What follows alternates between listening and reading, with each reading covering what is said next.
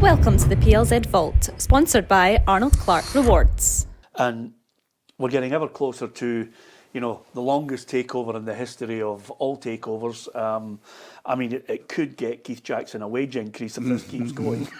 But overall, the story itself of Rangers eventually are going to have new owners. It might take them in a totally different direction. But I just feel, when I'm looking at, and I always look at it with complete disdain, runners and riders for the manager's job. I think people are just disregarding Barry. Fine, that's their right. But the whole thing of the notion of Steven Gerrard, and I've no axe to grind with him. He won a league title fair and square in a season, but I don't get the obsession with him. I think it's an obsession of a season where they'd no fans, and Celtic literally shot themselves in the foot, not once, 2 or 3 times. And his record as a manager has been really poor. I don't think he is in any way in the running and riding for the manager's job. And I look at some of the other candidates now. The only thing that's in my mind is, which the Rangers fans are not ready for, is a board that will come in that has no sense of tradition, that has business at its core, and will look and say, we're not going to be swayed by people, suddenly having a wee cup of tea around Ibrox, giving it, we want him because he's got the traditions of the club at heart. Mm-hmm. They're going to take them in a totally different direction towards how can we get a man that will bring us success. For me, it's not Steven Gerrard. I don't understand the obsession with this guy. I can understand noise about Steven Gerrard just because he's such a prominent figure in the recent past. I'm with you. I think if they appointed Steven Gerrard, Celtic would be quite happy about that, and that would be quite revealing. I think Celtic would say, right, over the piece we dealt with this guy before, apart from one season, which was, as you say, freakishly bad from their perspective, with COVID, all the rest of it. But I mean, Gerrard was on the brink of leaving. The night at Tynecastle. The night at Tynecastle, when they got knocked out of the cup, they got beat at home by Hamilton. Now they recovered. He and the club recovered brilliantly from the COVID break, came back strong, unbeaten season, and all the rest of it. But he wasn't up against a Brendan Rodgers or even an Ange Postecoglou Celtic. I shouldn't say even, because Ange Postecoglou Celtic was formidable. So whoever comes in now is up against a Brendan Rodgers Celtic that's probably going to have a treble on boards, has even more financial advantages than they had when Gerrard was there the first time. None of us really know the direction that Rangers are going to go in, because we don't know the composition of this consortium. Mm-hmm. We don't really know how much resources behind it that they're prepared to put into Rangers. We also don't know what their priorities are. Are their priorities to supplant Celtic or to get into the Champions League? And that would make sense, by the way. To get into the Champions League suddenly transforms their wealth. So do they look at a guy that they think can win Old Firm games and win the Scottish title, or do they want a guy who can get them the distance in Europe? So all these are factors that we don't know yet. But like you, I wouldn't have thought Gerrard was the guy. His record since he left Rangers has not been great. We know his strengths. Iconic figure he is. Fans can rally around him, but I think Rangers have got to be looking for more than that. I think the most significant appointment at Rangers will be a sporting director. And it'll come first. And that's coming first. We've got noise about that this morning. And I think if it does come first, that's the first sign that this consortium know what they're doing. And why shouldn't they know what they're doing? They've been around huge operations in the past. And I think a sporting director football, whatever you call him, is the first and most important priority, because everything falls from that. Because what most clubs are doing, and certainly what happens in America, is once you've got the front office right, the back office, the coaching staff, they fall under this, which is another reason why I think, for so many reasons, I think Steven Gerrard would be a wrong appointment, but I also think he'd be an unsuitable appointment, because if you're getting a sporting director, he's got to be the man. right? And in British football, people go, oh, what? He's got to be He has to be, because he's the guy that's going to stay with you. He's the guy that's going to put down recruitment practices, training practices, sports science. He's going to be the guy that's going to be there. And see, your coach, with all due respect, is going to be there 2-3 years. You're going to fire him, or he's going to move on, and you've got to get another guy to slot in. So that's why I think if you've got a big character coming in like Steven Gerrard's first thing would be, I would think, I make the decisions. No way players get bought for me.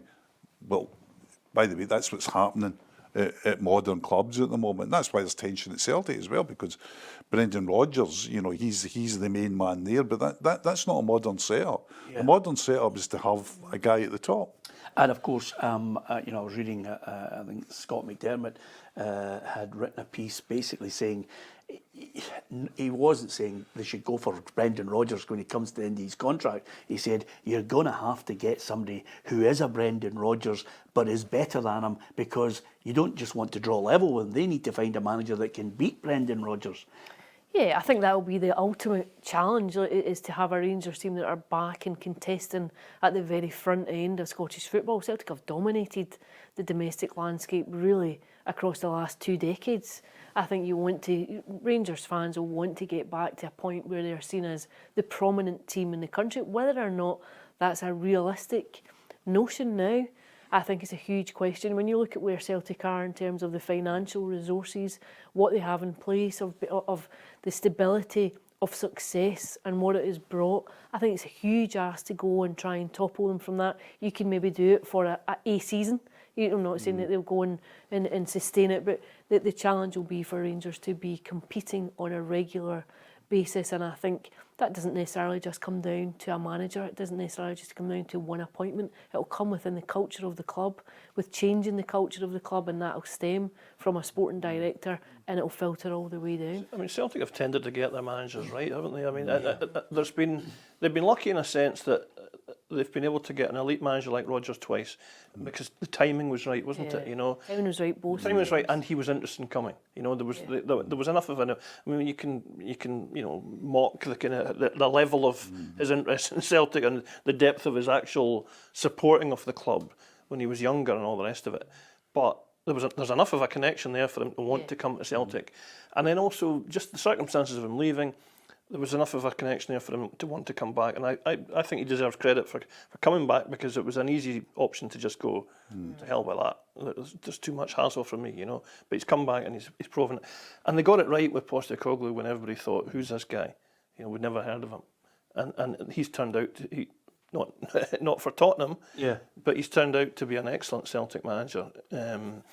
But you can get these wrong as easy as you get them right, and Rangers have got a few wrong over the recent years. Yeah, absolutely, and that brings us, to potentially the manager of the year, because as he's come back, I mean, I think it might have been in your paper, Hugh, and again, it's an observation from.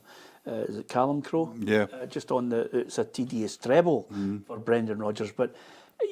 I think from Brendan Rodgers' perspective, he should take great credit, because you still have to deliver it. It's not easy being relentlessly pursuing it. I understand the financial difference, which is the size of the Grand Canyon at times, but he's delivered the treble, and it's not Brendan Rodgers' fault that the rest of the crew can't keep pace, or Rangers haven't been able to get out of that financial mire over the last 10 years. Exactly. He just has to guide a side and then look at different parameters and remits, which is, okay, can you win a treble, but can you do something in Europe that impresses people? And I think this year especially, he deserves credit, because for me, the performance against Bayern Munich was the best I've seen in 20 years. I mean, I'm going back to some great performances from Neil Lennon, isolating it, Gordon Strachan, and Martin O'Neill. All three of those managers deserve credit for producing, spectacular results that nobody could see. Brendan's side, what was the remit for him? Come back under difficult circumstances, as Michael has mentioned, and take them a stage further in Europe. And he's managed to do that. And the way they went out was, for him, gut-wrenching. But I still think there's been that progress where he can look and say... I think so too. I mean, but you've got the incredible situation where, I mean, if you can remember, how many trebles did Jock Stein win? How many trebles did Martin O'Neill win? You come to a situation now that if Brendan Rodgers doesn't win a treble, that is seen as, oh, well, he's not quite met his expectations. I mean, we know there's so many areas in that, strength of opposition, etc. But it's almost like a minimum now that he's got to win the treble before he's considered for him. I thought Europe was really good for Celtic in a couple of ways, in that I was there at the pounding at Westfalen, and I thought, well, I thought that was a really, I mean, obviously it's a poor result, but I thought it was really poor coaching and management that night. I thought it was a dreadful result for the manager. I think it showed a depth of defiance in the face of reality that, you know, that he shouldn't have shown. I thought early on, I think very early on, he should have been pulling plugs, etc., etc. But in the Champions League campaign, we talk about the Bayern Munich result away, which was terrific. Bayern Munich performance at home, which was terrific after getting schooled for the first 45 minutes. The way the team came into it after the break, I thought they were really good against Leipzig at home.